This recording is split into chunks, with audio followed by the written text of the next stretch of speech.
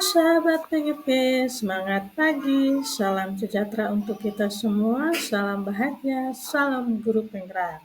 Saya Emerysiana Uduk SPD, calon guru penggerak angkatan 10 dari SMP Negeri 6 Homol Belakang, Kabupaten Seram bagian Barat, Provinsi Maluku. Di sini saya akan menyampaikan kesimpulan dan refleksi pemikiran Ki Hajar Dewantara pada modul 1.1 tentang koneksi antar materi. Pendidikan dan pengajaran merupakan dua hal yang berbeda.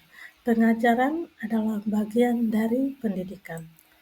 Pengajaran merupakan proses pendidikan dalam memberi ilmu atau berfaedah untuk kecakapan hidup anak secara lahir dan batin. Sedangkan pendidikan memberi tuntunan terhadap segala kekuatan kodrat yang dimiliki anak agar ia mampu mencapai keselamatan dan kebahagiaan yang setinggi-tingginya baik sebagai seorang manusia maupun sebagai anggota masyarakat.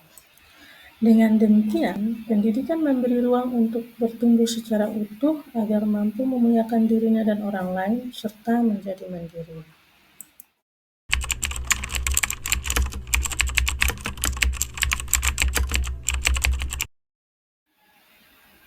Sebelum mempelajari modul 1.1, pembelajaran yang saya lakukan hanya sebatas mentransfer materi pembelajaran saja.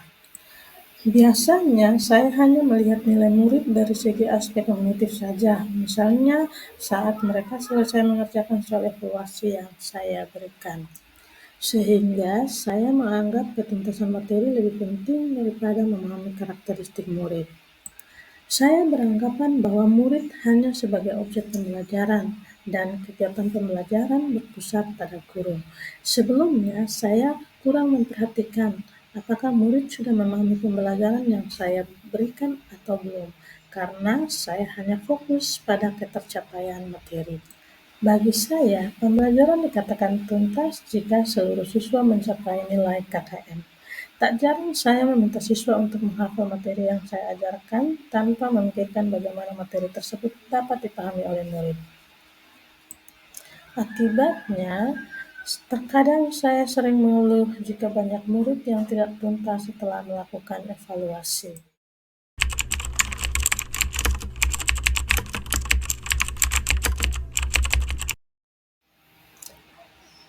Setelah mempelajari modul 1.1 tentang filosofi pemikiran Ki Hajar Dewantara, saya mengakui bahwa apa yang saya pikirkan dan lakukan kurang tepat.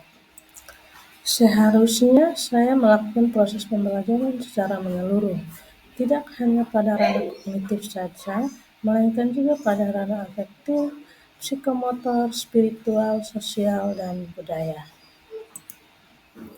Murid bukan lagi sebagai objek pembelajaran, melainkan sebagai subjek pembelajaran yang dapat kita kembangkan minat dan bakatnya sesuai kodrat alam dan kodrat zaman, di mana murid dapat bebas berekspresi, mengemukakan pendapat, dan berkreasi. Dengan kata lain, guru bergerak sebagai fasilitator pembelajaran. Dalam mengajar, guru harus ikhlas, penuh kesabaran dengan segala ketulusan hati agar terciptanya lingkungan pembelajaran yang berpihak pada murid. Saya harus memahami karakteristik murid karena setiap anak diciptakan dengan unik sesuai kodrat yang dimiliki, walaupun tidak harus menghargai murid. Serta memberikan kesempatan kepada murid untuk bertumbuh sesuai dengan kodratnya, baik itu kodrat alam maupun kodrat zaman.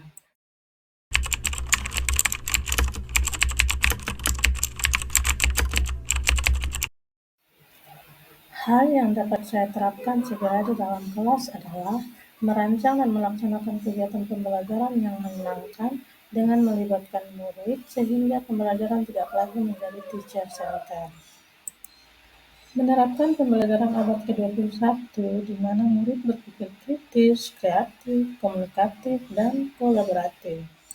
Dengan memegang konsep merdeka belajar yang sesungguhnya, pembelajaran tidak lagi menuntut, melainkan menuntun anak serta menjadi teladan bagi murid lewat perkataan maupun perbuatan, agar dapat membimbing anak sesuai dengan kodrat alam dan kodrat zaman.